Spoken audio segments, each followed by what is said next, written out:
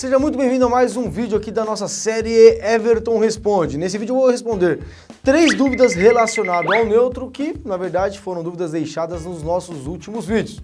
Mas antes eu queria dar um alô aqui pro Leandro Henrique, que falou assim: no próximo vídeo eu quero um alô pra mim. Eu que pedi esse vídeo sobre disjuntores. Muito bom. Muito obrigado aí, Henrique. E Leandro Henrique, na verdade, Leandro Henrique. E se você tiver uma dúvida, pode deixar logo agora aqui também no nossa descrição. Mas eu já quero, antes de mais nada, te convidar para se inscrever aqui no nosso canal do YouTube e ativar o sininho de notificações. E se você quiser receber os nossos vídeos que nós publicamos, clica no botão curtir aqui do nosso vídeo, porque infelizmente o YouTube de alguma maneira ele acaba não entregando todos os nossos vídeos para a nossa audiência. Então se você clicar no nosso botão de curtir, com certeza absoluta você vai receber os nossos próximos vídeos em primeira mão, tudo bem? É como se você estivesse entrando na nossa lista VIP de inscritos aqui.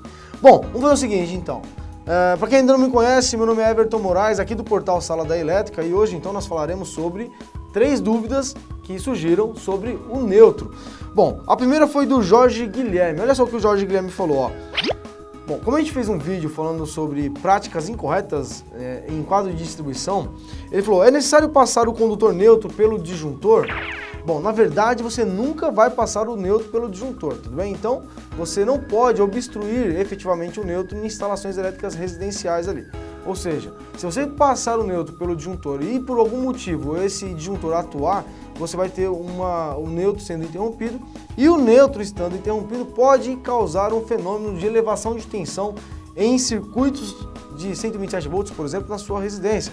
Então, bom, esse vídeo aqui, esse assunto, fica um pouco melhor explicado num vídeo que eu fiz sobre neutro interrompido, que eu vou deixar o link aqui na descrição para você também, tá? Então, não pode interromper o neutro, não vou passar o neutro por sistema de proteção em um quadro de distribuição, legal? Bom, bacana. A segunda dúvida que eu anotei aqui foi do Langlibert, é isso aí, Langlibert Gonçalves de Melo, né?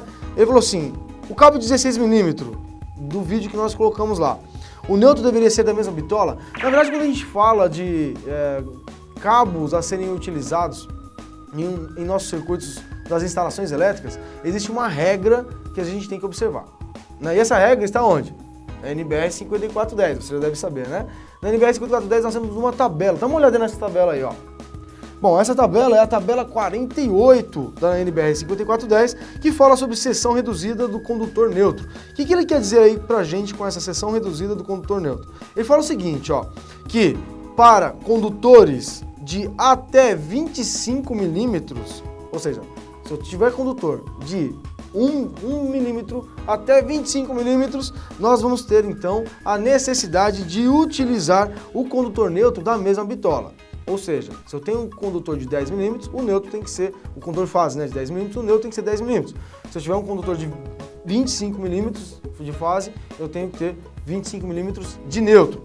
Agora, caso nós tenhamos ali uma elevação dessa bitola do condutor fase, por exemplo, para o condutor de 35 milímetros quadrados, eu vou poder utilizar o condutor neutro de 25 milímetros. Se o meu condutor fase for de 50 milímetros quadrados, eu vou poder utilizar o de 25 milímetros para o nosso neutro, e assim sucessivamente, tá legal? Então não se esqueçam, sempre olhem a tabela ali, né, mas a norma NBR 5410 como um todo, lembrando que ela é um dos instrumentos mais importantes para você que é um profissional da área de elétrica, tá?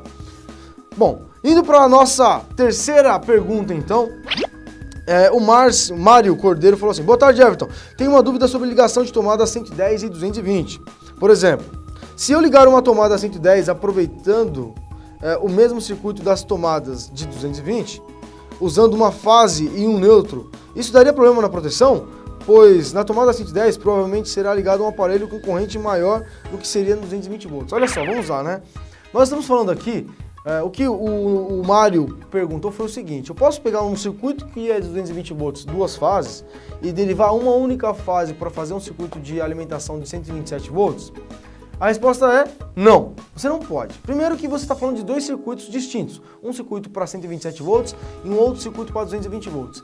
Em relação a este conceito, nós temos vários tópicos na norma NBR 5410 que fala para a gente sobre o pode ou não pode, vamos dizer assim. Mas dá uma olhada nesse item que eu vou mostrar para você aqui agora, ó.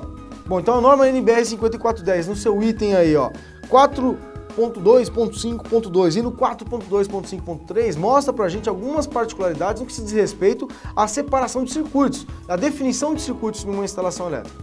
Por exemplo, dentre todos que eu tenho aqui no 4.2.5.2, nós temos assim, ó, a divisão de instalação em circuitos deve ser de modo a atender, entre outras, as seguintes exigências. Aí tem aqui a parte de segurança, conservação de energia, funcionais, de produção e de manutenção. Então vou pôr aqui na parte de manutenção aqui, depois eu explico por quê. Ó, por exemplo, no caso de manutenção, o item E, né? Por exemplo, facilitando ou possibilitando ações de inspeção ou reparo. Agora, quando a gente é profissional da área de elétrica e vamos até uma instalação, intervir nessa instalação, realizar uma manutenção ou algo do gênero, a primeira coisa que a gente tem em mente é que o circuito está, ou deveria estar, separado. Se você for intervir lá e foi você que fez a alteração, você vai saber. E se um outro profissional, que é um outro eletricista, foi até a instalação que você fez e fez essa derivação, ele não sabe dessa intervenção que você fez na rede de 220 volts e aí ele vai se confundir. Então isso esquece, não pode. Agora vamos para o outro item aqui, que é o 4.2.5.3. Devem ser previstos circuitos distintos para partes da instalação que requeiram controles específicos, de tal forma que esses circuitos não sejam afetados pelas falhas de outros. Por exemplo, circuito de supervisão predial. Foi um exemplo que ele deu. O que ele está dizendo nesse item aqui é que se você tem a necessidade de proteção individual ou de seccionamento individual, de uso específico de cada um dos circuitos, eles devem ser separados distintamente ali. Ou seja, eu não posso ter um circuito de 220 volts que eu tenha que fazer. Caso der um problema na minha rede de 220 volts, eu tenho que seccionar as duas fases com o meu disjuntor. Eu não posso misturar ele com o circuito de 127 volts, sendo que se der um problema no 127 volts, eu não tenho que seccionar as duas fases do 220, e sim somente uma das duas, uma que é o do 127 volts, que é a fase mais o neutro. Bacana?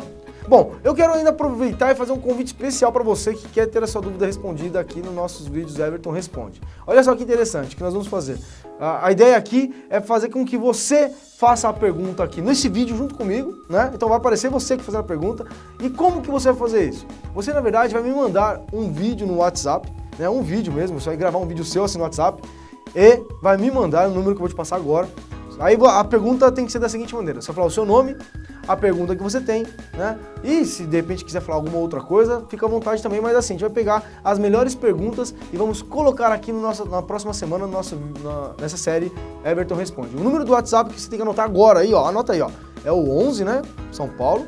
Para quem tá fora do Brasil aí é mais 55, né? Então, mais 55, 11, né, 99328 5161. O Rafael vai colocar aqui na tela em algum lugar aí. É 11 99328 5161. Então, grava um vídeo, manda pra mim, fala: Everton, tudo bem? Aqui é o fulano de tal. Você vai falar: meu nome é Everton, eletricista, e eu quero saber sobre XYZ. Você vai pôr a sua pergunta e no próximo vídeo Everton Responde, você vai aparecer aqui junto comigo. Tudo bem? Então, eu tô esperando a sua mensagem e talvez, quem sabe, a sua dúvida não é uma das escolhidas para que a gente possa responder nos nossos próximos vídeos Everton Responde. Outra coisa muito importante, tem aqui na nossa descrição aqui alguns links para você conhecer nossos materiais gratuitos também. Eu sempre deixo um material exclusivo aqui na descrição do nosso vídeo, ou na tela final, aqui você vê um quadradinho com um link aí para você estar conhecendo os nossos materiais. Eu estou te esperando lá do outro lado. Clica nesse botão e até o nosso próximo conteúdo. Até mais. Tchau, tchau.